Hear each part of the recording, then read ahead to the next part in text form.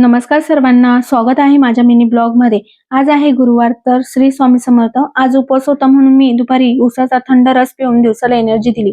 घरी आले आणि निसर्गाचा आनंद घेऊन थोडा मूड फ्रेश झाला आणि संध्याकाळच्या स्वयंपाकाची तयारी करायला घेतली।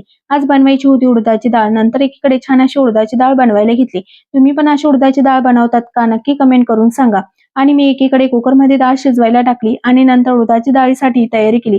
थोडं खोबरं किसून घेतलं, नंतर कोथिंबीर, मिरची, लसूण, कढीपत्ता घेतलं फोडणीसाठी आणि मिक्सरमध्ये वाटण करून घेतलं सर्व। आणि एकीकडे डाळीसाठी पाणी गरम करायला घेतलं। नंतर फोडणीसाठी पातेल्यात 3 पळी तेल टाकलं, थोडी मोहरी, जिरं, हिंग, कढीपत्ता, खोबरं, लसूण, मिरची वाटण टाकलं।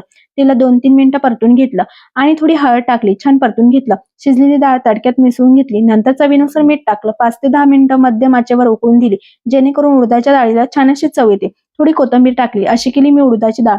ही उडदाची डाळ भाताबरोबर मस्त लागते। आणि एकीकडे चपात्या करून घेतल्या। स्वयंपाक करून झाल्यावर नेहमीसारखी भांडीही घासून घेतली आणि जेवण करून घेतलं आणि सर्व आवरून घेतलं। नंतर शतपावली करत होती तिथे श्री आले। गाडीवर बसून मस्त फिरायला गेली।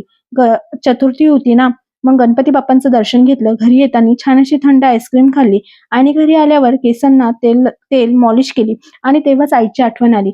लहानपणी आई अशाच प्रेमाने केसांना तेल लावायची। तेच हात, तो स्पर्श आज खूप आठवलं आणि केसांना तेल लावताना मन नकळत भरून येतं। तुम्हालाही तुमच्या आईची आठवण येते का? नक्की कमेंट करून सांगा। भेटूया नेक्स्ट ब्लॉग मध्ये। बाय सर्वांना।